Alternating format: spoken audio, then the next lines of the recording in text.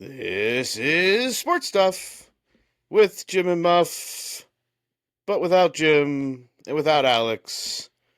But we do swap one Ohio State fan for another as we bring back from the betting in the football season, Neme, to join us for this week's episode. Welcome back, Neme. Glad to be here. I got some big shoes to fill. We'll see if we can do it. You've got shoes to fill. You have to fill an Ohio State fan who, depending on who you talk to, some may find a bit abrasive. The term potentially assholes used at times. But you better bring some heat, because I will say that Jim does help us get a lot of views and interaction and social, especially on YouTube. I do see a lot of the shorts out there. You guys are doing pretty good with that stuff. I see So, those come across the feed often on Facebook. I don't know if you want to use the same language that Jim uses for your own personal or professional purposes, but that's the shoes that you may be filling. So we'll see if we get in any topics that require me to use that language. Yeah, here we go. As was alluded to there, thanks to everybody that's interacting with our content on socials, at Sports Jim Muff on Instagram and Twitter, Sports Stuff with Jim and Muff on Facebook, on YouTube. Subscribe, comment, rate, review, poke, like, tickle. Bell on. Thank you. The Guru of Glitter is doing glitter things in the background. Ding ding. Thank you, Sam. You're welcome. If you're listening and you have not, or do not, subscribe to us on YouTube and turn on those notifications, please get in on that action. We're going to do some merch giveaways at some key subscriber points in the near future. So get on the good side of that, so you maybe get some merch that I'm sure that Sam will be manufacturing. Yes, I'm here for it. Okay. All right. Before we get into the leadoff, all the best now and into the future for Pirates fan Kevin Markwood, who fell over the railing and onto the field from the Clemente wall last week. I was watching this live, although I did not see the fall live. I was watching the game, and it was very apparent as that was going on that the players, the coaches, everybody that was around knew that it was a critical incident and was something not to be made light of at that time. Reports came out throughout this weekend that while still a critical condition, Kevin is awake. But there is a long road ahead, per, I believe it was a statement released by his parents. So let's hope all the best for Kevin Markwood. We'll see what comes of this in the baseball world, especially when you're thinking about outfield fences and everything that are elevated. We'll see if there's any other safety precautions that are taken as a result of this incident. Which brings us... I was going to say, what precautions do you think that could be made at that point? I mean, we already got the netting all the way down the foul line. Right, but that's for, baseballs and other things flying into the stands. I mean, you can always make railings higher, right? I'm sure there's a minimum height to that, but the minimum doesn't have to be what it is. You can always go higher than that. Yeah, it's not worried about blocking people's views at the stadium there. Right, and it's this thing is like you get into all these other questions. I will be interested to see if there is anything specific to Pittsburgh or if there's something that MLB puts out as a result. Yeah, I've been to the Guardians Stadium, and when you kind of stand on the bleachers up there, I think it comes up to I'm a tall person, but it comes up to the middle of my stomach or something. So it's not it's not insanely tall where you can't. Looked like they said he was lost his balance or something and kind of jumped up to celebrate a hit and lost his balance and kind of fell forward. So, it's just kind of wild that can even happen, regardless of what he was doing or whatever.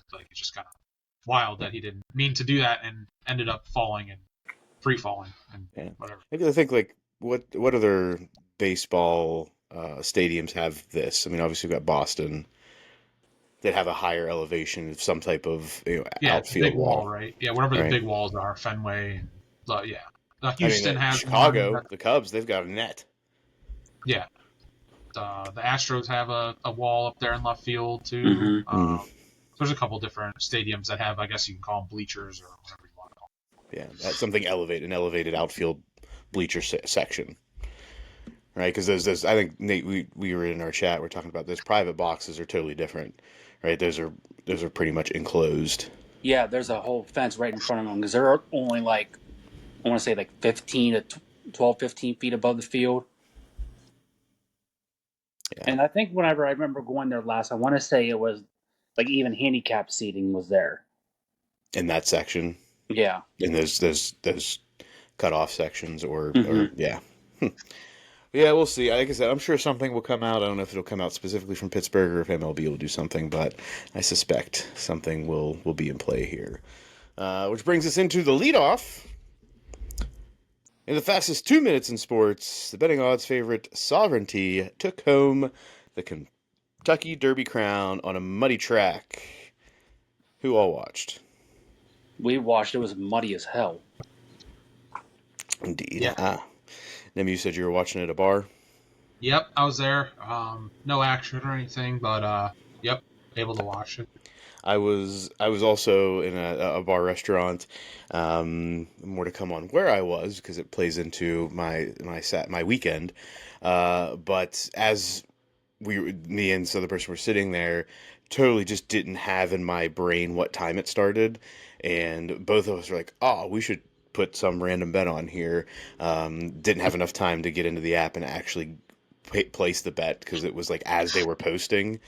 And it was like the last 2 or 3 horses were going in. I was like, as soon as they get in there, they just go. So I was like, not even going to happen. I tried though. The horse that I was intending to bet on would not have won me any money. So probably for the better. Yeah, I don't do much horse race betting or whatever, but I do remember the dog tracks back in Wheeling. It's similar with the exactas and the superfectas and the things like that. So not just a different type of betting that I don't really get too involved in. And the animals you're betting on are worth significantly more money. Yeah, exactly. But we'll see. I mean, always the next question is once a horse wins the Kentucky Derby, are they going to continue through the Triple Crown, or is winning the Kentucky Derby enough for that ownership group or the owner? What was it? They were 7 to, that horse was 7-1. Is that correct? Yeah, I think it was like somewhere around 5-1, give or take. Yeah.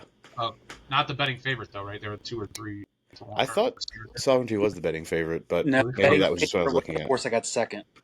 Oh, was it? Okay. Yeah, it was like 5-2 were the odds. Journalism. Yeah. Sounds like you'd have a chance then if he was up there in the favoritism for this race. So probably going to be up there for the next race. Should be. Nate, as you said, yeah, it was a muddy track. It's always, I always get a laugh at when you're watching the race, you don't realize how much mud is flinging up, especially into the jockeys. Mm-hmm. And then whenever they stop, it's like, oh, they barely can probably see out of those glasses all said and done when they get to the end of the race. Yeah, when I was watching it live, I told Sam, I'm like, you're looking at it and they have like plastic wrap over their goggles. It's like that. Still, I can't imagine trying to ride a horse in a competitive race and like trying to clean off my glasses or whatever to just see what I'm doing and where I'm at on the track. I mean, but then like you said, when they're done, they take them off and like crystal clear here, and then like they're just face and shirt are just completely covered, and the horses' faces are completely covered. It's all for the hats. Too. The horse got dirt in their face too, and they're trying to run fast and figure out where they're going. So it can't be easy. No, I mean, I will say, the horses are heavy enough that I don't think the mud really does much to the situation, just because they're able to dig into it. What I saw the attack of the porta potties again. People trying to climb over the porta potties in the infield. It's always a thing. Even in the weather, probably makes it even more exciting because people will slip and fall and probably really hurt themselves. It's always worth a watch. Also, something worth a watch over this past weekend. Shout out to everybody that completed any of the marathon action in Pittsburgh on Sunday.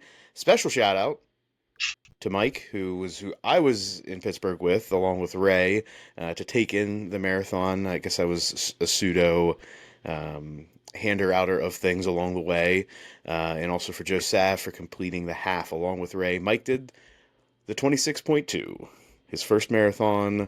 Way to go, Mike. Wow. Overachiever. I was I handed out some glucose gel packs around like mile 9, and just the way that the marathon is situated, it was tough for me to find him after that. So I pretty much did that and then waited for him at the finish line. So some observations I had from sitting around and watching people run. The top runners run really really fast, even though they're running 26 miles, like average 5 minutes a mile. So when they're running by, you see it, like I see them coming through. I was at mile 9, so I watched like most of everybody come through, and you just saw like this small group of people just like sprinting, and I was like, Jesus. And as they went by me, I was like, holy cow, that is faster than I could run for 100 yards. I'll say I'm not made out to be a runner, so you'll see me spectating, not participating. So I don't think anybody right now in this whole situation is made out to be a runner. Nate, I wouldn't put you in the I'm interested in running category. No, not distance. Give me some sprints. I'll be all right. Right. I also, another observation, I did not realize how much Vaseline is needed in this whole situation.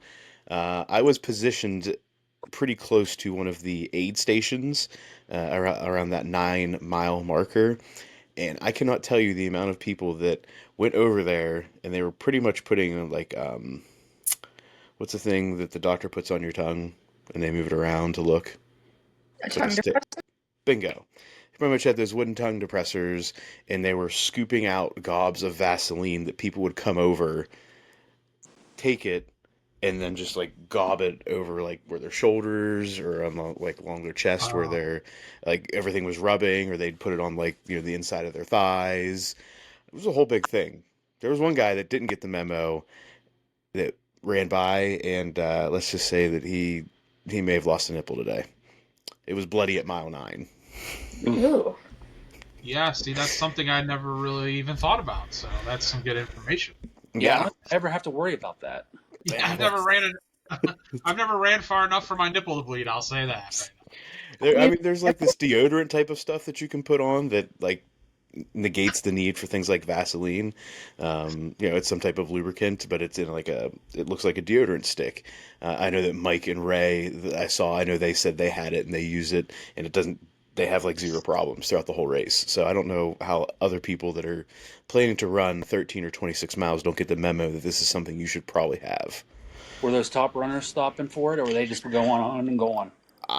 Those top runners just like get a little bit of water and then they just roll. They probably put some like glucose packs in to get a burst energy at some point, but I don't. I also saw some of those guys and ladies like in the hotel after the fact, and this just looked like another day for them. Right? You got all these people that are walking around like their knees are about to like buckle underneath of them, right? And then you've got some of the top runners that are just walking around like they just walked 2 miles and that was it. It's a way of life. 'Tis a way of life. Also, another observation. I unfortunately heard first, and then observed a dude just totally cramp after he finished, and he was laying on the ground to the point where he was rolling from hip to hip because he could not do anything with his legs. They were just totally locked up on him. Is that like a medical situation, like where they bring did? in, Yeah, like... they called somebody over and they put him on like they put him like on a gurney and took him to like an ambulance. Yeah. It was like just this blood curdling scream. I was like, oh, please, God, don't let anybody else do this because I don't want to hear that for the next 10 minutes. Could you just imagine how much worse it would have been if it was a hot day? I mean, it was pretty rainy, cool morning. Yeah, it was pretty good for runner day, right? Cool morning, overcast most of that morning, but it was fun. And my last observation, race started at 7. There were people looking out the hotel. We stayed like right next to the start-finish area. There were people that were running for like 30 to 40 minutes before it even started. And I'm not talking like the top runners. They weren't the ones I saw running around. These are like regular-ass people. Why are we running before we have to run? Because we're psycho. What's that, Neme? Yeah, when I like that reminds me of like going to do like an NBA game or something, and some of these players get in like full 45 to an hour workouts in before the game where they're literally like sweating and they change their clothes and stuff. Like, I don't know, it seems weird to me when you want your energy level to be like the highest possible level as opposed to like burn 800 calories before the game. But I mean, I don't know, maybe everyone's different where some people need to be completely warmed up and whatever and get a sweat going before they start playing. I don't know. I mean, I think it's a little bit different for, we'll say, a explosive sport where like you may Okay. need to warm up your muscles, and I'm not saying you should go in cold for running, but I don't see the need to like run a mile or two before you're going to go run 13 or 26 more. Just my observation and my thought. TBD. We need to bring in a distance runner for comment. Sure. I mean, I can ask Mike, who ran a marathon. I don't know if it makes him a distance runner. He did it. He finished. He didn't finish in the time he wanted, but he finished. I'd say that's a distance runner. If you can run 26 miles, you qualify as a distance runner. Yeah, I will say that afterwards he was having some cramping issues. Actually, he gutted through it. I give him a lot of credit. He said around like mile 15 or 16, he started to have a quad cramp. So he stepped aside and just went to like stretch it out. And when he went to stretch it out, his hamstring started to cramp up. And then when he tried to do something for his hamstring, his quad would cramp up. So he was fighting it for the last 10 miles. He said he had to stop like at least every like half mile to a mile and just try to get his legs right to get through. So kudos to anybody that was struggling through that kind of stuff today. Much better mental stamina and mental focus than I. But all right, finishing off the leadoff, we have to know everybody's opinion. This is super topical across not just podcasts but in the world right now. Who's winning a fight, 100 men or a silverback gorilla? If we're talking average Joes, it's going to be the gorilla. Now, if you give me like 100 gyms, there might be a chance. 100 gyms, like they're just super angry? Yes. Okay. All right. Neme, what are your initial thoughts? Didn't they do like an AI like simulation of this, and it looked like 100 accountants were like fighting a gorilla, and it like took it was over in like 30 minutes, or not even like 10 minutes or something like that. So it was 100 Nates? Yeah. What's that? So 100 Nates. Nate's an accountant. Yeah, me too. I'm an accountant too. So That's true. There you go. I'm no fan. I'd say the gorilla would easily win that. But I saw also people were making lists about their top 100 to face a gorilla to possibly see who could beat them. Like people were making top 100 lists, and I was like, okay. People had like UFC fighters and football players and all this on there to see. Maybe can you construct? How about? I think it'd be better if you could construct 100 people to beat a gorilla. Do you think you could? Might be a better question, and maybe, but not 100 normal people. No. So here's my like caveat in all of this. If it is 100 people, I don't care who let me phrase that. Within reason, I don't care who the people are. Like if they're average humans that have normal strength. I'm not saying they have to be like superhuman strength. I am more worried about the mentality of the humans, right? If it's 100 people that of those 100, 85 of them are going to turn and run the other way when they see somebody's arm get ripped off. Like I'm talking about people that are willing to sacrifice for the cause here. If we have 100 people with that attitude, I think that those 100 people can strategically figure out how to do this. 25 people a leg and 25 people an arm, and then we gouge some eyes out, and then we're going somewhere.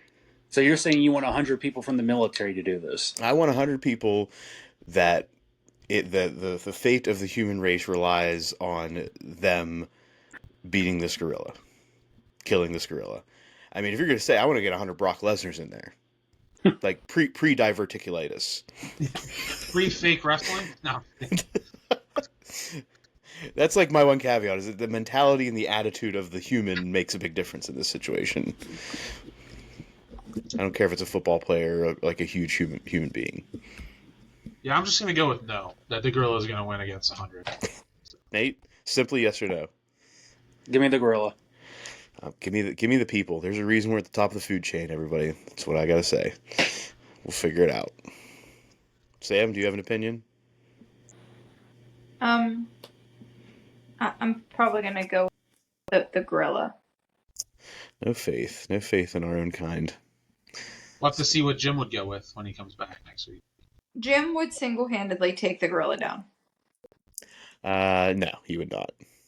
There's no one-on-one human versus gorilla matchup where the human comes out on top, unless the human has access to weapons. I mean, technically, we all derived from, Are you going to give us a Darwin explanation here? If you look at a gorilla, they have opposable thumbs, like people. Nate,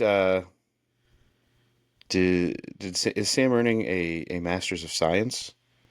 Yes. What type of science is this? Teeth. Dental hygiene. Let's study the teeth of the gorilla. Sam, do you like Nate's chances against the gorilla? No. But if you really want to take him down, that's okay. 0 chance for Nate? I mean, I give myself 0% chance as well. So Just no chance. You just get crushed instantly. I'm done. Dead. Even if I go in there with a mentality, I'm still dead. It's just no shot. 0 way. Unless I get super lucky and like poke a thumb somewhere that's this crazy pressure point on a gorilla where it goes down, and then it's just totally it's totally immobile for maybe 10 minutes, and then maybe I have a shot. Maybe. I'll tell you the next time I go to the zoo with my family, I'm going to be sitting there staring at the silverback gorilla for like 10 minutes, like wondering how I could possibly do this. And my family's be like, "What are you doing, Dad?" And I'm going to be like, I just feel like I could maybe get it done here. And then, it's a different look at the zoo now when you get to go see the gorillas. Think about those things now. You think you're going to start tossing like human dummies in there? Let's see how you handle this one, buddy. All right, let's move into some NFL talk. And since we have Neme here, who is a big old Cleveland Dookie Brown fan, we have to understand, learn, and take it from a Cleveland Brown fan, the thoughts on the NFL draft. So I don't know if you got a chance to listen to our thoughts on Shedeur Sanders last week, Neme. I listened to half the pod, and I did not get to the Shedeur part of it. But actually, you know what? I think I saw some little shorts on it. You saw a short. Yeah, you probably saw a short on it. Saw a short on it. I saw Jim ranting about it. It was the Stephen A. short is the one I saw. Is that what you're referring to? Right, Stephen A., which goes into the general thoughts about Shedeur maybe just not being good, and why are we upset about this for somebody who may not turn into anything? Yeah, so they came out with some things this week about honestly, like they didn't really plan on taking Shedeur because they thought he'd be gone before he was graded on their board, right? Mm-hmm. So their guy this whole time was Dylan Gabriel, and they thought about maybe taking him even sooner because in the NFL draft, if you got your guy, you go get him because you never know if he's on someone else's list or whatnot. So they've had all kinds. They flew Haslam out there to work with him, and again, they've just had this. I want to call it like a really good relationship with Gabriel. Like his family, his girlfriend is like on the call when when they call the guy to tell him they're going to draft him, like. They know everyone by name. They know the parents by name, the girlfriend by name. So my point is they kind of just, have a great relationship with the guy. Doesn't mean he's a great quarterback. Doesn't mean he's going to be. But that was just their guy that they fell in love with during the combine and during the private workouts. So, I don't like hate it yet. Do I think he's going to start week 1? Absolutely not. But Gabriel Sanders, who is your week 1 starter? Well, that's a good. I sent that to you in a chat, but it is a good one. I don't think Flacco will. I think he's a clipboard holder this year. Like he's kind of just going to be a coach and a teacher and stuff like that. Vegas says it's going to be the guy from Pittsburgh. Well, he's from Philadelphia now. Well, yeah, exactly. But he was originally on the Steelers. I can't remember his name right now for some reason. Kenny Pickett. But Kenny Pickett, yeah. Mhm. Just don't see my point. My thing is, if anyone's getting cut, it's probably him. So honestly, don't know. I don't think it'd be Shedeur either. So I guess the easy guess would be the Vegas favorite and Pickett. But I don't know. I don't really know who will start week 1, but it's definitely going to be one of those things that everyone's going to be paying attention to all offseason long. Every practice, every scrimmage, every preseason game, everyone's going to have all their eyes on the Browns again. So yeah, it's good. The preseason is going to be more interesting because are there enough snaps to figure out who's higher up on the depth chart between Gabriel and Sanders, and then you've also got how many snaps do you give Flacco? Because you kind of know where Flacco is. Like, you don't need to see a huge body of work in the preseason to know what you're going to get there. Yeah, I agree. But yeah, like I said, can Shedeur come out and maybe the 5th round pick humbles him a tad, but you never know. Hopefully, so we'll see. He's got some talent. Obviously, everyone watched it last year. He's got talent, but there's a reason he fell so far for all teams. Mm-hmm. A lot of people said it was the interviews, and they didn't like how he handled questions, and he was cocky. Sometimes he wouldn't even answer questions, and he kind of just felt like he was a lot bigger than a lot of the teams, and obviously people don't like that. So, how do you feel, and how is the Cleveland faithful feeling about Deshaun Watson's future right now? Never another snap again, in my opinion. They'll get rid of him. They'll get rid of this contract, and they're going to cut bait. I think they'll probably have him on the injured list this year. He won't see a snap in practice or anything, and then next year they'll cut him because that's his last year. So dead cap anyway next year. I think they'll just get rid of him. So yeah, I think once Haslam said this is over with, it's my fault, and took all this blame and pretty much like wrote him off already. Mm-hmm. That's it. He doesn't even want to be here anymore, or even play football. I don't think anymore. Anyway, he's got all his money. That's what happens when you get guaranteed money. I didn't mind the gamble. Like, what if he was a top 10 quarterback? Like, we would have been pretty good. Like, it was worth the shot, and it wasn't my money. It was Haslam's money. The picks kind of stuck. It's not my money. It's Haslam's money. Giving up the pick sucks, but we did just get back a pretty good trade that we did with the Jaguars and stuff. So we're getting assets back. Yeah. So no, I don't think he'll ever take another snap again. So how did you feel about that trade round 1? Do you think that was worth it in the end? And how did you feel in the moment? The trade was great. You got you moved back 2 spots, got a great pick next year. But the Mason Graham pick's a little interesting. People thought you could have. I thought they would trade back again to like someone come up and get the running back Genty that everyone wanted. I thought someone would trade up to 5 to go get that guy. But obviously it wasn't worth it or to lose Graham. Again, Graham was another one of their guys that they wanted. That's who they wanted. They knew no one was taking him at 3 and 4 because those picks were very obvious. So, again, they just had to go take their guy, and that's what they did. And Mason Graham to me is going to be the guy that rates out on PFF. That he, he's a NFL football, Sunday Night Football. It says PFF grade 5 of 32. He's going to be that 5, 6, 7 PFF grading, but when you watch the game, you're not going to even know he's on the field half the time. But that's how a lot of the interior D linemen are, right? So he's going to be pretty good, but he's not going to pop off the page or make electric plays really or anything like that. So you were okay trading out of that and not getting Abdul Carter or Travis Hunter. I don't think Hunter does much for us with what we kind of got going on, and Abdul Carter's already kind of hurt. We just signed Garrett to the most money in history, so no, I was fine with. Again, Mason Graham should be solid. He's get physical on the interior, but I don't think Lamar Jackson's scared that Mason Graham's on our team now. So, but we'll see. And then second round, go out getting linebacker Carson Schwestinger from UCLA and Quinshon Judkins from Ohio State at running back. How did you feel about those picks in round 2? So Carson was kind of surprised on that. But like I said, he's a walk-on in college, so a little interesting. But again, a lot of guys just get better in college and whatnot. So seems like a sure tackler. Probably tells me JOK is not going to be playing for quite some time with his neck injury. So, but again, it's a hole that they needed to fill. So he was obviously high on their board, so they went and got him.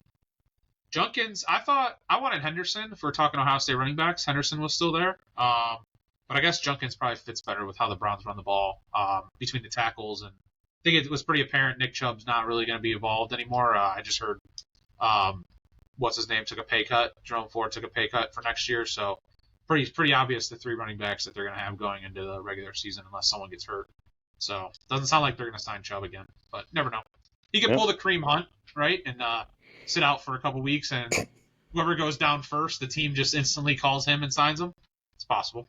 Could happen. Round 3, that's where Dylan Gabriel ended up, but you also got tight end Harold Fannin Jr. from Bowling Green. A lot of people were super high on him throughout the college season, saying that he probably should have received some more accolades and awards as a tight end. So how you feeling about that, round 3? Yeah, a lot of people say he got robbed for the best tight end in the country, right, by the Penn State player. But yeah, like I said, another playmaker guy. I don't know how well he can block, but Njoku wasn't much of a blocker either when we drafted him, and now he kind of can block a little bit, but he's more of a receiving tight end. But it sounds like they're going to run a lot of 12 personnel, double tight end sets, and let their quarterback try to get the ball to some tight ends. So, yeah, I was fine with that. I thought that was a good pick. And then obviously Gabriel, we already kind of talked about that. Seemed like their guy. And the lefty's weird because, again, you have no other lefty quarterback, so you kind of have to do different rollouts and stuff. But if they think that that's going to work, then we'll see. He definitely can sling it. We watched him sling it in college, so he can throw the ball. But he's a little guy, too. He's kind of short, so we'll see. And round 4, running back Dylan Sampson from Tennessee, somebody I don't know much, if anything, about. Yeah, like I said, another guy that broke some runs and popped to play in the SEC. So, 4th-round pick, running back, sounds like a 1-2 punch with Judkins. One's a faster breakaway playmaker speed guy, and Judkins is going to be the between-the-tackles early down back guy. So I was fine with that. And then obviously Shedeur in the 5th round. But they didn't really address, wide receiver or offensive line's kind of questionable. So there's some spots that they didn't really address that people thought they would. So you addressed wide receiver post-draft. Yeah, post-draft. Yeah, exactly. But I was saying, we're talking draft. Yeah, I thought we'd leave with a receiver. But okay. Yeah, you're Deontay Johnson. Yeah, here we go. You're welcome. Yeah, that's who I'm really excited about. Yeah. He's playoff Ravens couldn't even make the team on that. They didn't even want him. So what? He's a tremendous route runner. Tremendous route runner. Yeah, so good. Yeah, wasn't he tripping over his own feet last year on some of the games, playoff games and stuff? He was like falling over. Yeah, really excited. Had some problems. So if we're looking at Cleveland, looking at the draft, what would be the grade that you would give them, and what are you most excited about for, we'll say, the next 2 years of this draft class? Yeah, so I would say before the Shedeur pick, it was probably like because we got the extra 1st-round pick for next year from the Jaguars, which I don't think they'll be any good. So I think that's almost like I don't think the Browns will be that good, and I don't think the Jaguars will be that good. So I think you're almost guaranteed 2 top 15 picks next year, which is, good to have with all the quarterbacks out next year. Drew Allar and maybe Archie Manning. We'll see. But, so I think I gave it like a B before the Shedeur pick, and then I thought the gamble on Shedeur was good, and it could be worth it. You never know. Boom, bust. And if he doesn't make the team, you just cut him. Like, no one wanted him in the 5th round, so, you're not really guaranteed to take him or anything like that. So he doesn't have to be a perfect guy. So in my opinion, I'll give him a B+. B+. All right, Nate, you have any questions, thoughts? Cleveland's draft. So I think Gabriel really wasn't one of the top quarterbacks people were talking about. So what was the overall consensus in Cleveland once that pick was made? As like Cleveland has a fan base. Very shocked, especially with Shedeur on the board. That Gabriel, again, it kind of came out of nowhere. Like, no one talked. Sometimes you hear some buzz or, they work out with this guy. No one heard anything. So the Gabriel pick, everyone was very open mouth, like, wow. And I would say the same with the linebacker pick. Everyone's kind of like, what? Like, what do you. So that's how it is. Browns drafts, they're analytics guys, right? They have that Paul DePodesta guy, and they're all about analytics, and they have their little report cards, and if the guy checks all these boxes, they're taking him. When we watch college football, whether he looks like he plays well or he doesn't, they're taking him because he checks all the other. He runs a great cone shuttle or whatever the heck, they're into that day. But you mean in the combine where they don't participate anymore? They just go to their pro days or their showcases. Yeah, everyone's excited. They get to run fast in their underwear and whatever. But hey, that's how the Browns always have drafted. Maybe that's why we. That's not just the Browns, right? That's Al Davis, right? Al Davis was famous for just falling in love with guys at the combine that had great speed or had great cone drills or great just measurables. It kind of gives me the old Moneyball movie vibe. It's like, well, he gets on base. It's like, well, he's really fast. It's exactly what they like. But then you look at the Ravens, and they just take best available football player every time, and it's like, why can't you just do that? Like, again, they got Malachi Starks, 27th pick, safety from Georgia, that's all over the football field, makes plays, and maybe he had a bad 40, I don't know, or something, why the Browns wouldn't take him. But again, it just seems like certain teams take football players, other teams take athletes and guys that check boxes for the combine. So. This was not a great quarterback class, right? So I think that was something that was interesting is the teams, and there weren't many teams that need a quarterback, right? There's maybe 4. You're looking at the Titans, the Browns, obviously at this point we're going to say they need somebody, right? At least building for the future. The Steelers, and give me one other, Nate. I know there's another team in that. I think there's 4.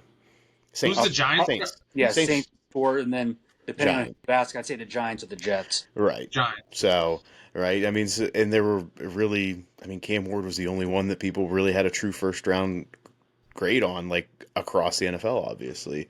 So I think that'll be interesting, especially with next year, with the expectation you have 2 or 3 high first round talents that are expected to be coming out.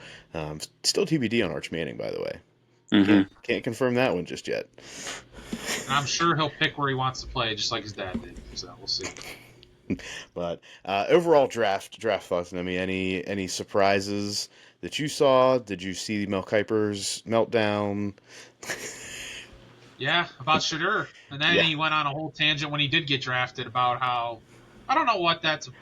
I don't know. There's got to be something going on with the media and all that, but it's just weird how he can have a first overall player grading and all the teams do the 5th round. But again, if they're really worried about his attitude and all that, and Kuiper's just looking at his straight talent, it's possible. Like so.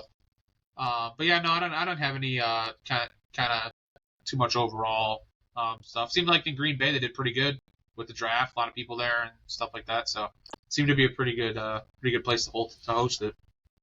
Welcome to Pittsburgh next year. Welcome to Pittsburgh. You gonna go? I would love to say that we're gonna get a media credential. I would love to say that. In fact, I'm gonna say that. That we're gonna try. But it may just be general admission if we end up there, which I'm okay with that too. I will be interested to see what they're gonna do. Have they announced like where it's gonna be, Nate? Have you seen that? No, the only thing I recall them saying before is they're going to use Point State Park in some capacity.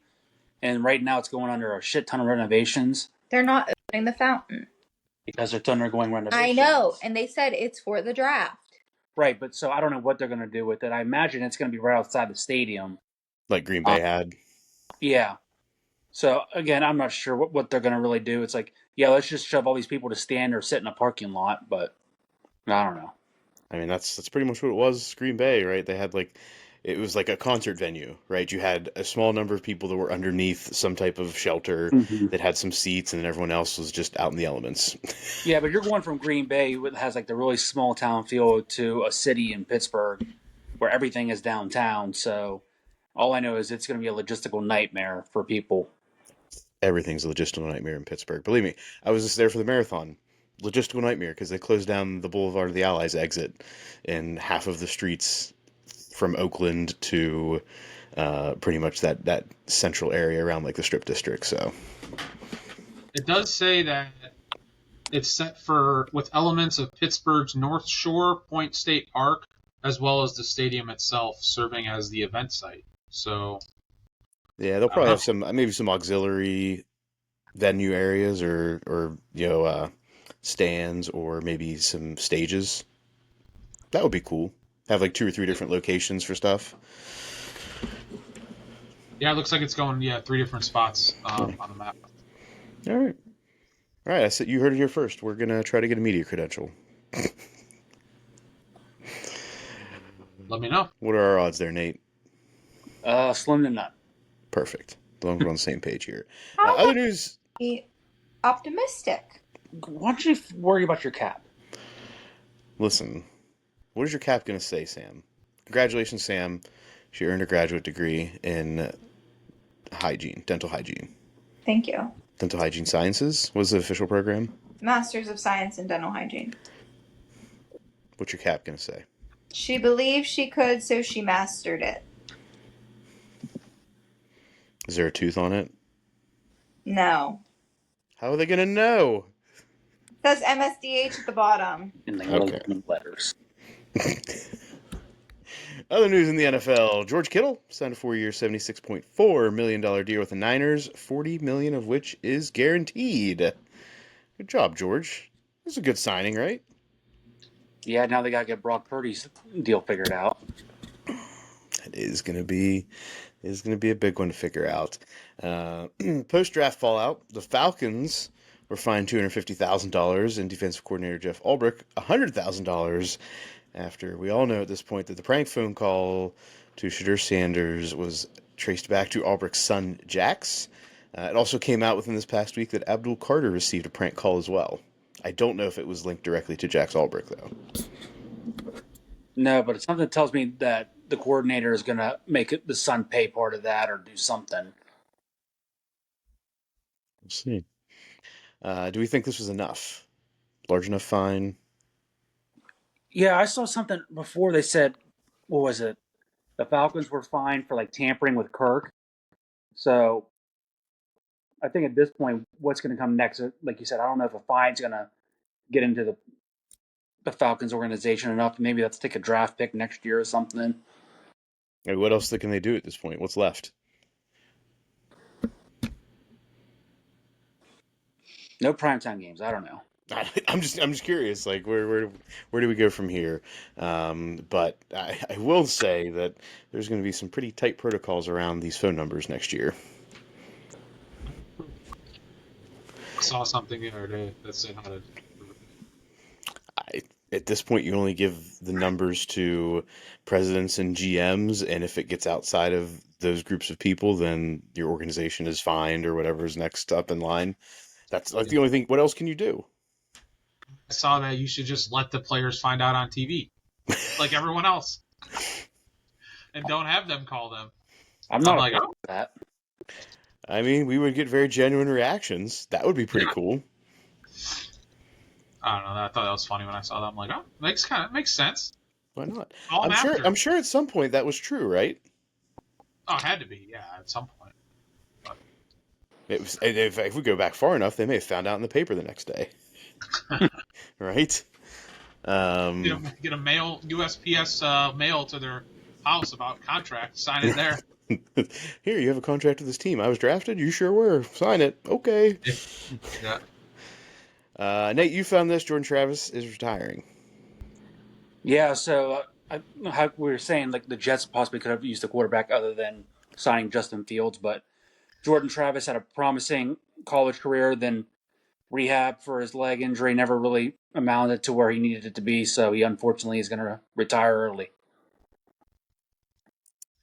What a promising career that was waylaid in his senior year during Florida State's undefeated season up until they lost. Yeah, undefeated until they weren't. Undefeated until they weren't.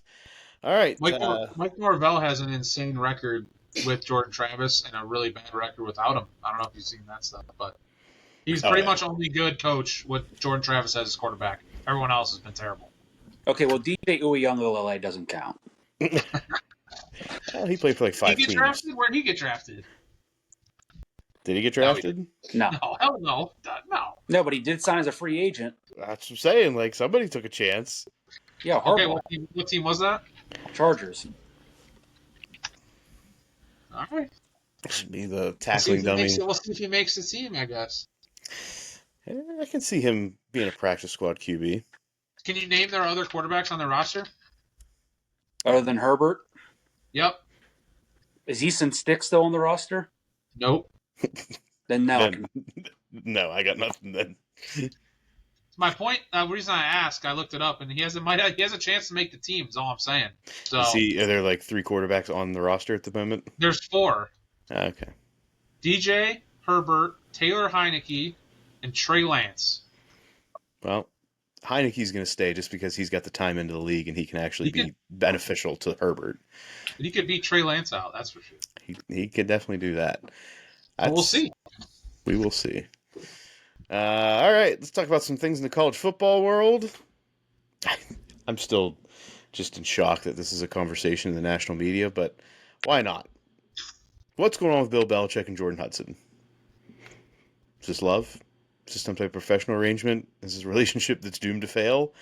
I don't know, but what we do know is that CBS Sunday Morning was doing an interview with Bill, and apparently during this, she interrupted the interview multiple times, told him how to respond to certain questions, told him not to answer a question about how they met, and apparently has been this type of personality in a lot of interviews and other types of discussions where media are involved.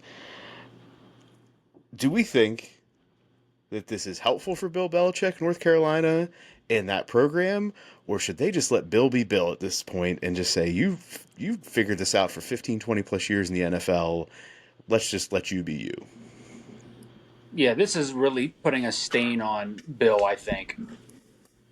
I mean, how are you going to let her come out and you are the most decorated as a recent history NFL coach, and now you've got her literally hanging off your shoulder, like with everything. And I even saw a thing today that said that she basically forced herself onto whatever commercial he was on for Dunkin'. The Dunkin' Donuts one. Yeah, I saw that as well. I mean, this is just, it's odd. Like, I don't, listen, if they're in love and this is going to be a thing, great.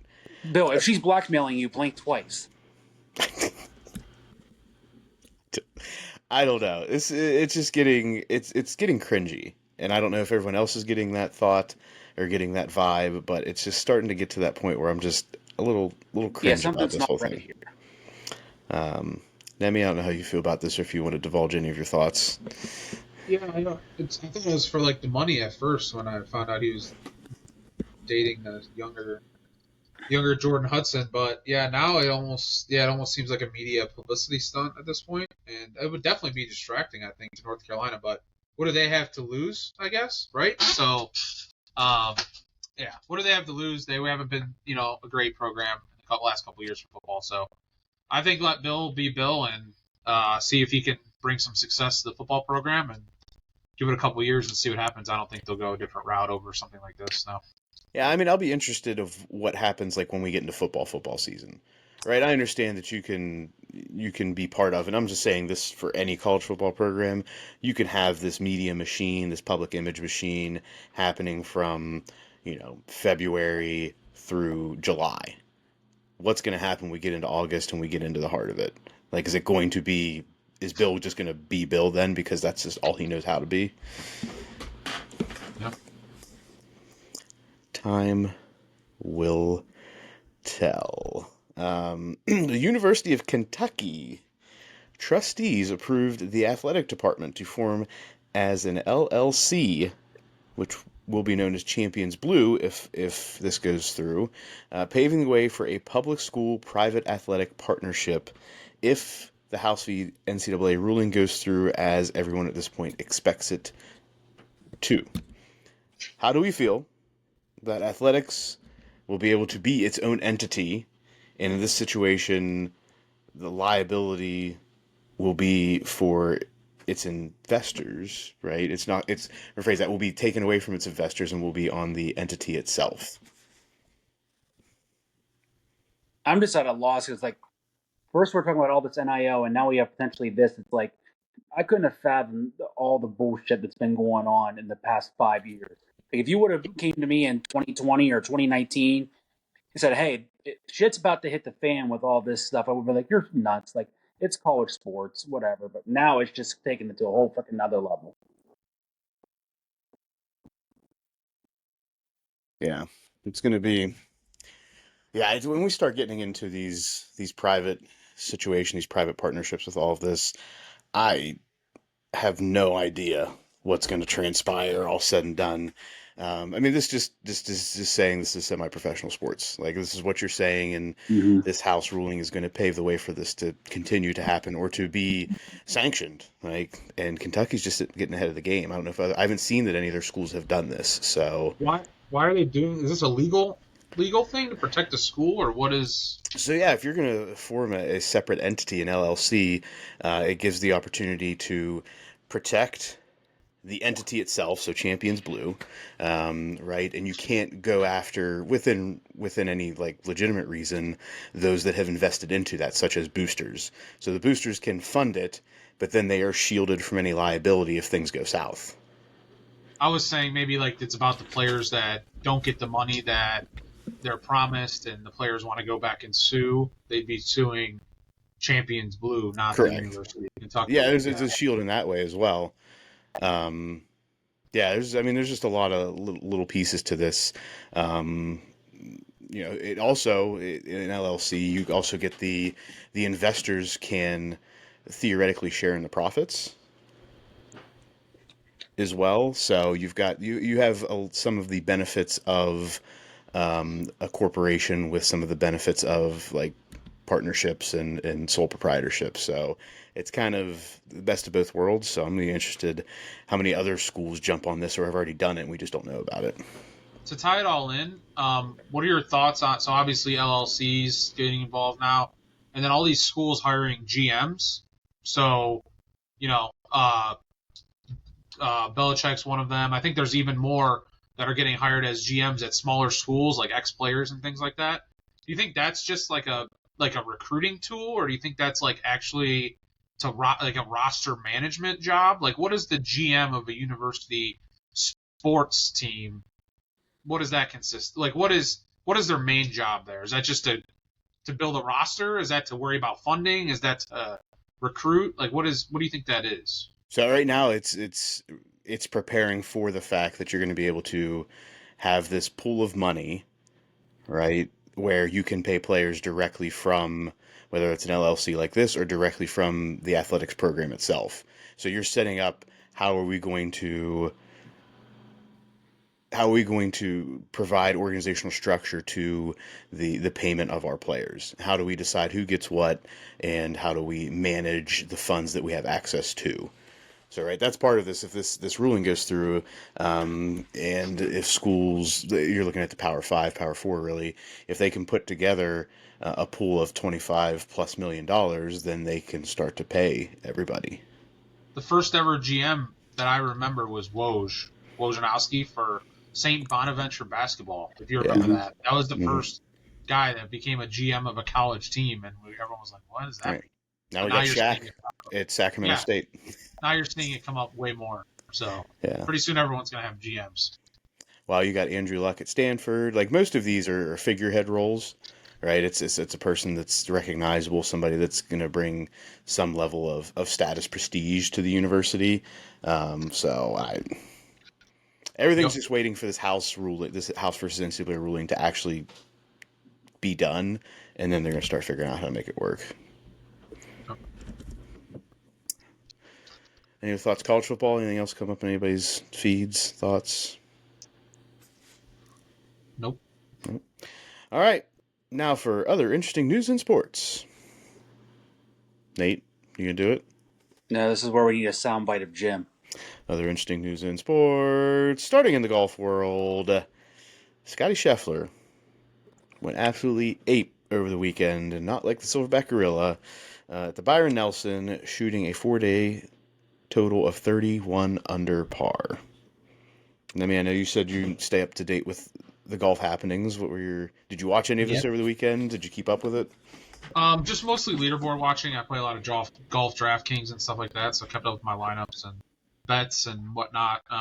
Big into the golf content world, listening to a lot of podcasts and stuff like that. I hope to be doing some of them one day. But yeah, Scottie ended up winning by 8 shots, as you said, and that's the winner last year was 26 under, and everyone was like, wow, that's really good. And this year, a lot more rain, and they lengthened the course, so they were trying to keep these players in check a little bit. And obviously, Scottie did not do that and shot 31 under, which I believe is a record. It's a record for Byron Nelson. It's not the lowest total to par this year, though. Hideki Matsuyama went 35 deep on a par 73 course earlier this year. Par 73. Okay, so that changes a little bit, but But yeah, Byron Nelson again. Scottie grew up there, big family guy there. They showed after the round, he had pictures of Byron Nelson when he was 5 years old, taking pictures with them. So he even like teared up in the post game, or we'll call it a post round press conference. So the tournament meant a lot to him. And again, when you get like from a capping standpoint, when you get these big top golfers in these bad fields, in a non-signature event, a non-major, everyone always questions, their fortitude, or do they care to win? Do they want to win? Why are they there? And obviously this shows that Scottie, that tournament means a lot to him, and he would do anything to win it every year. And then, he showed emotion afterwards, which again, why does he care? It's not a major. He only won 1.6 million, stuff like that. But no, he's fabulous. And it was the first time he won this year. He won 6-7 times last year. This is only his first one this year. So no, hats off to him for sure. Nate, would you tear up if you won $1.6 million? Yeah. Sam, would you tear up if Nate won $1.6 million? Fuck yeah. There it is. What do they say tears in the Harper household. On Twitter, you can win 1.6 tomorrow if you just placed and won the correct parlay, right? It's an option. It's an option. Yeah. It's a tactic. It's a strategy. I'm not going to say it's a winning one, but it's a strategy. All right. In the mixed martial arts, Bo Nickal lost his first MMA bout. And all of the wrestling haters, that would be the amateur wrestling haters, the freestyle wrestling haters, the wrestling world haters, and probably also just some Penn State haters mixed in there, were out and about in the Twitter sphere. I watched some of the clips of this fight.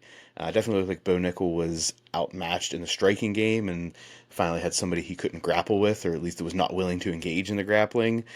He got knocked out of the fight with a knee to the midsection.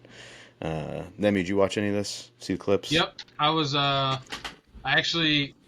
off, had a long day yesterday, and I set my alarm for like 12:15 so I could see the last two fights, and I was able to wake up and see them. But yeah, like I said, the Ritter guy, he's been pretty good for the last couple fights and making his way up. But Bo Nickal was one of the hand-picked guys just to lead the company, kind of say. So, I'm sure Dana White and everyone was rooting for him to continue winning and make his way to the top. There's a couple guys in the UFC like that they kind of hand-picked, and they want them to be the guys that always win and get the belts and everything like that.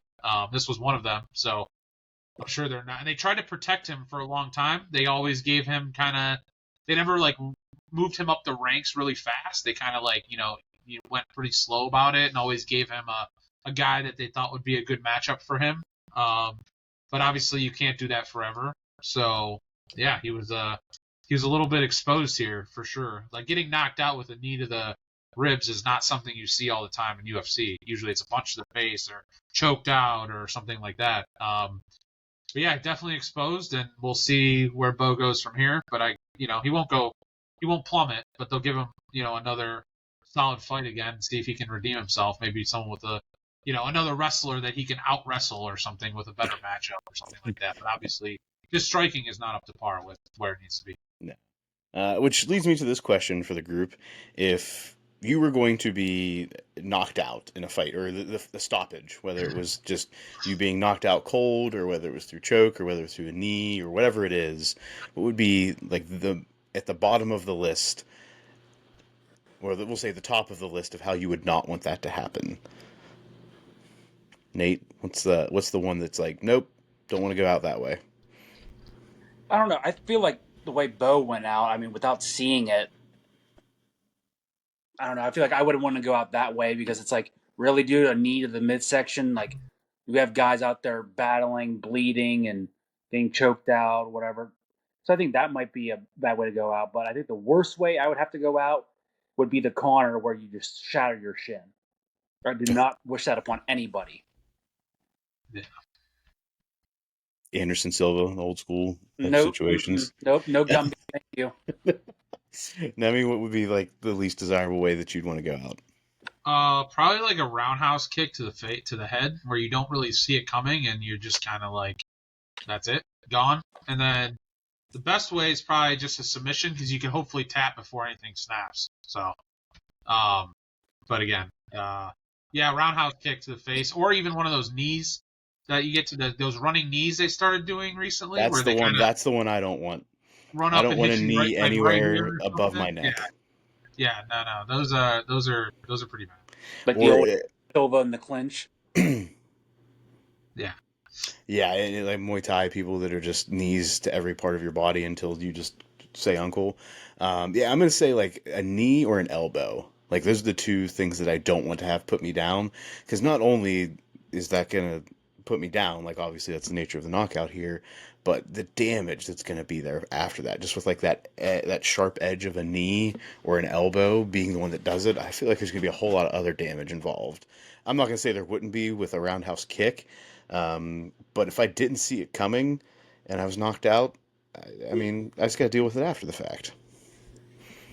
What about do you watch a lot of UFC and like a lot of fights, or just here and there? I mean, here and there. I'm not gonna say I'm an avid watcher. What about the like calf kicks? Like some of those guys get in like 50 some calf, like your legs are getting kicked hard, Yeah. like you hear them like smack, like the whole fight, and those guys like legs get all bruised and like big, and they can't even walk after the fight. Like I don't think I'm trying to take on any of that damage either. But you also don't want to be knocked out by a calf kick. That might be Right.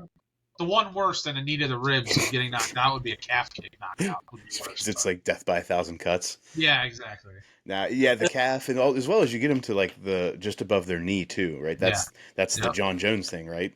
Yep. When you see all those guys that do the kicks, like you don't see them like walking around limping like their foot sore or anything after the fight. It's always the guy getting kicked. Like I'm thinking to myself, I don't think I could kick Jello 50 times with my foot not hurt. Maybe the best way you could have put that, Nate. Well done. Makes you think. Does make what do you think? Is there something foul afoot here? Quite No, literally. I'm saying it makes you think. Pun intended. Yeah. Pun very much intended. No, he's for sure right. I don't know. I wouldn't want to kick or get kicked that many times in the I leg. wouldn't want to punch something that many times to like harden my knuckles in my hand. Now I understand they have gloves on, but you still want to have a solid hand so you don't break it. Right. No, yeah. I'm not made out. Just like marathon running, I'm not made out to UFC fight either.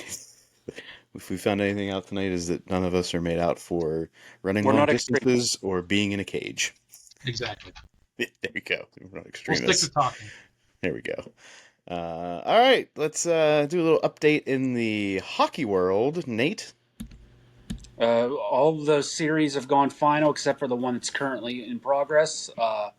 Toronto takes care of Ottawa in the Battle of Canada, 4-2. In the Battle of Florida, the Panthers win 4-1 due to the lengthy list of injuries from Tampa Bay. Alex, I wish you were here to explain what compartment syndrome is for Oliver Bjorkstrand. And then we had another guy with a sprained MCL, a separated AC joint, a guy with a broken finger, another with a broken foot, one with a tear in the wrist, one with a concussion, and one with some sort of left hand injury. And we've said it before, and I'll say it again, hockey players are built different. Gonna be dumb, you better be tough. Right. And then Washington takes care of Montreal 4-1, Carolina 4-1 over New Jersey, and in the West, Dallas wins Game 7 last night against Colorado. Fun note here I saw this morning, Dallas's head coach is undefeated in Game 7s. Vegas knocks out Marc-Andre Fleury in Minnesota 4-2. Yeah, Math retired, yeah? Yep. So no more Fleury. Edmonton takes care of LA 4-2. And currently in Game 7 in Winnipeg, the Jets are down 3-2, with just under a minute to go, and they currently have the goalie pulled after they just scored to go down 3-2 with an empty net. So they're hoping they can do it one more time in the next 53 and a third seconds. And that, you have a note there, it's the 200th Game 7 in NHL history? Yes, I did see that, which is pretty remarkable too. So I still think Game 7 in NHL is probably something on my bucket list, I think, if I could ever be fortunate enough to do that. Just watching it on TV versus like a Game 7 of a World Series or a Game 7 NBA Finals, hockey Game 7 just seems like it's so much more intense because it's all compact in there. You have 18 to 20,000 people on their feet the whole time. It's constant action. And like the lightning injuries, these guys are completely selling out for everything they can do for the team. Yeah, that'd be cool. Games. I'm not gonna say it's on a bucket list, but it's definitely something I would love to do. Right, go to a I mean, game it doesn't even have seven. to be a Stanley Cup final game 7. I mean, just like right now, like in Winnipeg, it's a complete sellout crowd. It's a whiteout. You got all the people out in this road too. I mean, that's just going to be one hell of an atmosphere. Well, let's see. Is there any teams that may get eliminated that we may find this next list of injuries that are super interesting?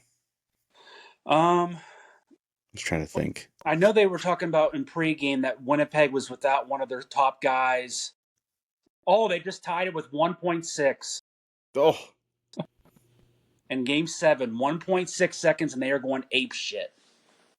Wow. Sorry, gorilla. huh?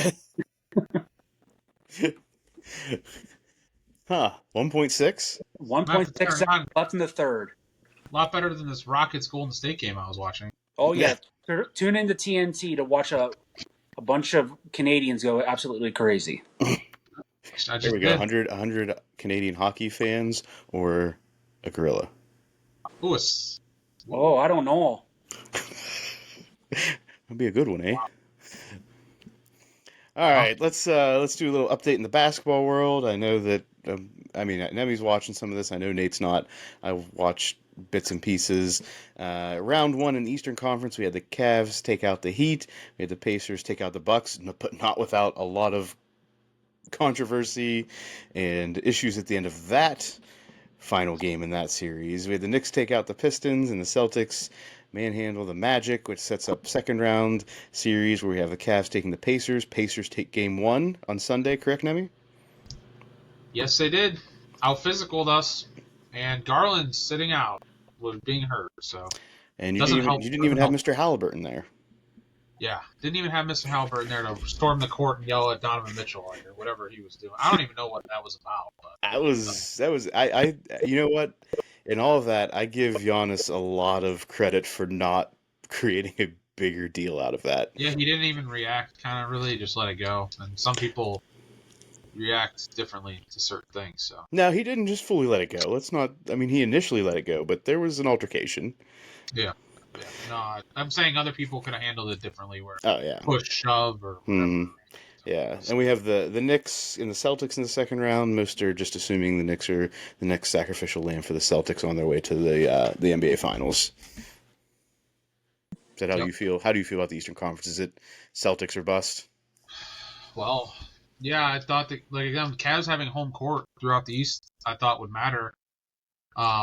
Series isn't over. We obviously could take next game and then take one in Indiana, and then it's all back to square one again. So it's just game 1. But yeah, hopefully Garland can get healthy, and if he can, I don't see Cavs beat everyone all year, so I don't see why they couldn't beat the Celtics with home court advantage. Celtics have also been in some dogfights this year where the Cavs kind of rolled over the Heat, but obviously the Pacers are tougher test than the Heat were, so we'll have to see. But I thought they had a pretty good chance to beat the Celtics, but better than prior years. Let's not get twisted, but everyone says the Celtics are the best team there is.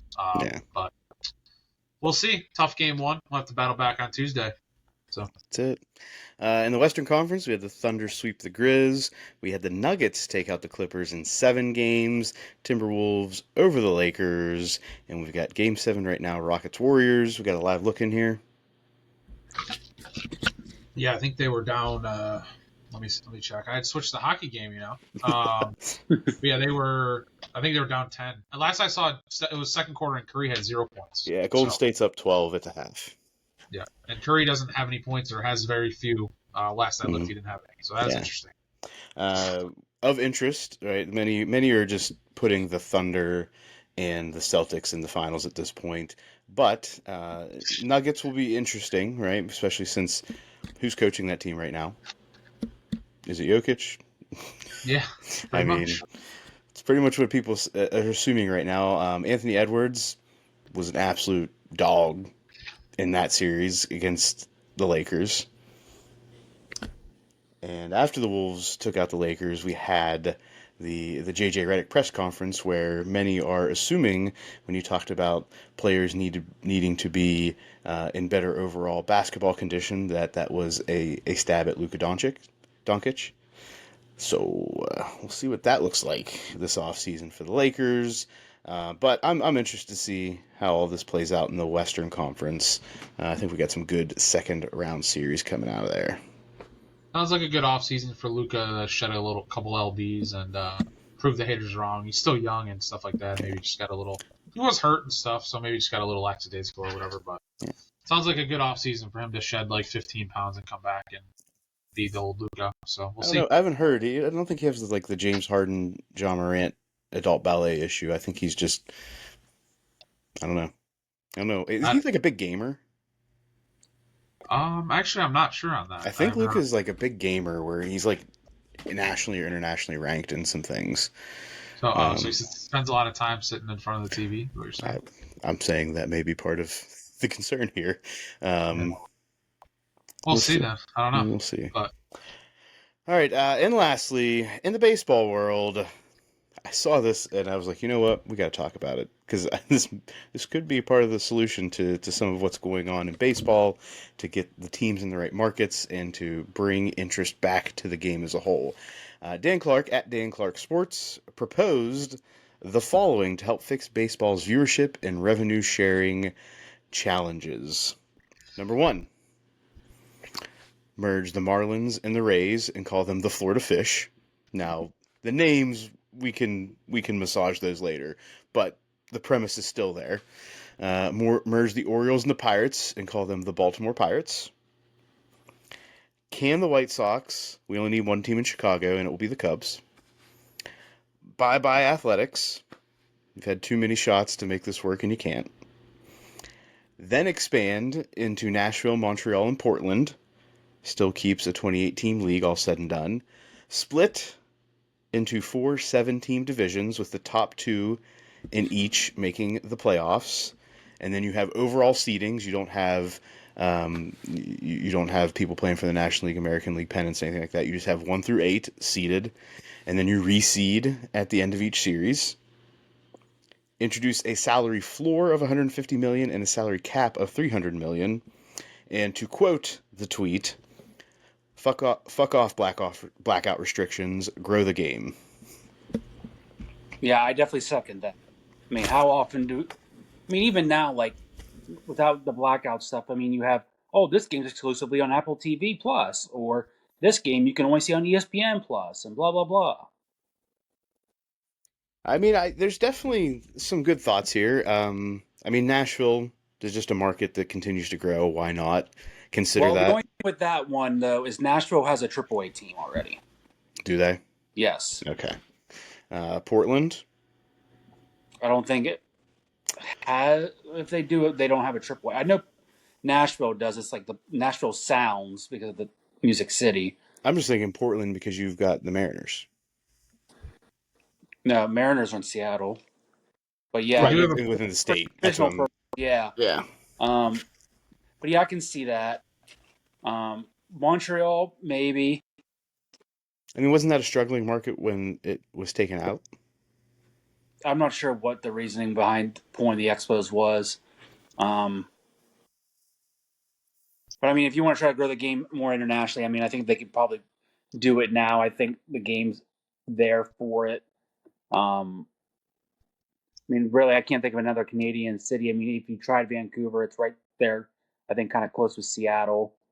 I mean, they have it in hockey, but I mean, obviously, hockey's different when it comes to Canadian sports. I mean, you talk, Neme, baseball's not something you watch. Would any of this make you more interested to watch, whether that's in the regular season with these new markets or in the playoffs with a different structure? I think the biggest one for me, I'm not sure, I don't really care too much about the merging and ditching of teams, I don't think, but if that would fix the salary cap issue, which is obviously always a big talking point in the major leagues, I think that would be different. Again, the Dodgers and it's just like really like, and the fact that they end up winning, it was the Dodgers Yankees last year or something. So I would not say just because the team spends a lot of money, they're automatically going to win. That's not necessarily the case in baseball, but when it does happen, it gets pretty annoying. No one wants. I mean, I didn't want to watch the World Series last year when it was Dodgers Yankees. I'll tell you that. I was like, it's not even. But again, but it could be like I said. There's a lot of teams that were addressed by Dan Clark Sports there. But again, there's other ones that still weren't. Like even the Guardians don't spend money on players. So there's just more teams than on that list that, I think the salary cap would definitely fix it for sure. And blackout that's just dumb. Speaking of blackout, 2 games ago, Cavs' second game of the playoffs, it was on NBA TV because I think the Celtics were on national TV or something on like a Tuesday. Mm-hmm. So it was on NBA TV, and like if you have YouTube TV, it was blacked out. Like you couldn't watch because it was on Bally's or whatever, like the regional sports network, but YouTube TV doesn't carry that. Mm-hmm. So all these people with YouTube TV couldn't watch the Cavs' second round playoff game because it was blacked out on NBA TV, which is just that doesn't even make any sense. So that is asinine. But I think getting into the whole conferences is a smart move too, because now that the pitchers don't hit anymore, you don't have the difference between the American League and the National League. So why not just say, okay, let's get rid of the division or get rid of the conferences or the leagues and just go with the top 8. I don't mind that idea at all. But maybe not necessarily the top 2 in each division, because now I'm thinking back to when we had that talk in the NFL, right? Where the owners were like, well, maybe just because you win your division doesn't mean you get a home playoff game. Right, unless with that you're taking out the unbalanced scheduling, but then why do you have divisions at that point? Right. I mean, really, the divisions, I guess you can just say, is really just to have games in so you're not traveling all over the country. Yeah. But I'd say just do the top 8 or whatever, or top 16. Mm-hmm. Yeah, it was a thought. The conferences are all about regions and just having more games played and less travel. But college sports don't care about that anymore with the UCLA and the Big Ten and whatnot. So I don't know. That just reminded me, one other thing about college sports, not to get off topic real quick, but I saw someone, TCU won the women's beach volleyball national championship, and it was the first time ever that it wasn't either UCLA or USC. Wow. You know what? I saw that beach volleyball was on, and that's an interesting format. There's like 6 matches that are happening all at once, or 5 matches that are happening all at once, and it's the first team to win 3. Win 3 of those matches. So there's 5 matches simultaneously happening with your team of 10. And you just it's like all happening at once. Interesting. Best of 3. Best of 3 sets.